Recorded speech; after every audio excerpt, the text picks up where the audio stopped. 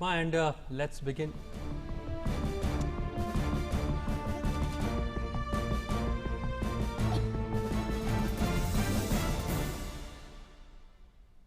Thanks, Rukma, and let's straight away start finance world with the top story we're tracking for you is that the Prime Minister Narendra Modi yesterday chaired the 30th meeting of the PRAGATI, the ICT-based multi-modal platform for proactive governance and timely implementation.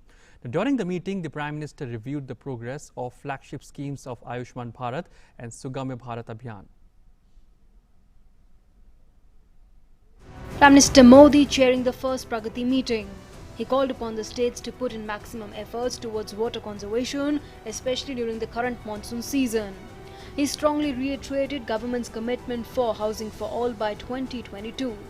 Prime Minister exhorted the officers to work diligently towards the objective and remove all the hurdles coming in the way. The Prime Minister reviewed the progress in resolution of grievances related to Pradhan Mantri Awas Yojana Urban. Prime Minister Modi was informed that around 35 lakh beneficiaries have availed of the hospital admissions and over 16,000 hospitals have joined Ayushman Bharat scheme so far. The Prime Minister called for dialogue with the states which could help in evolving best practices and further improvements in the scheme. He said that especially in the aspirational districts, a study should be done on the benefits and the positive impact of the scheme.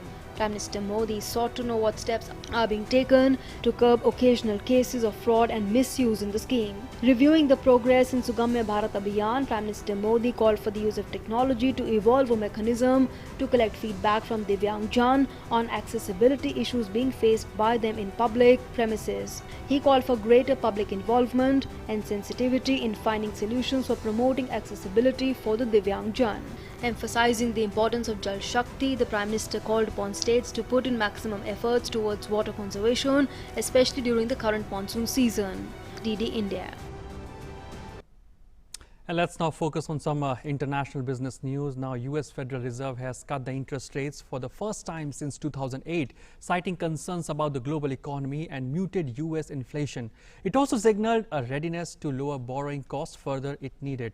Now, financial markets had widely expected the quarter percentage point rate cut, which lowered the US Central Bank's benchmark overnight lending rate to a target range of 2% to 2.25%. Now, in a statement at the end of its latest two-day policy meeting, the Fed said it has decided to cut rates in light of the implications of global developments for the economic outlook as well as muted inflation pressures. The Federal Reserve said it will continue to monitor and vowed to act as appropriate to sustain the expansion. However, two officials on the policy-setting Federal Open Market Committee opposed the move to provide more stimulus to economy and dissented in the vote. It is intended to ensure against downside risks from weak global growth and trade policy uncertainty, to help offset the effects these factors are currently having on the economy, and to promote a faster return of inflation to our symmetric 2% objective. All of these objectives will support achievement of our overarching goal to sustain the expansion with a strong job market and inflation close to our objective for the benefit of the American people. Well, so that's it in today's finance world. But for other news, back to you, Rukma. Thank you very much, Arun, for joining us there and for those inputs. And now, moving on to sports news. England returned to Fortress Edge Bastion for the first test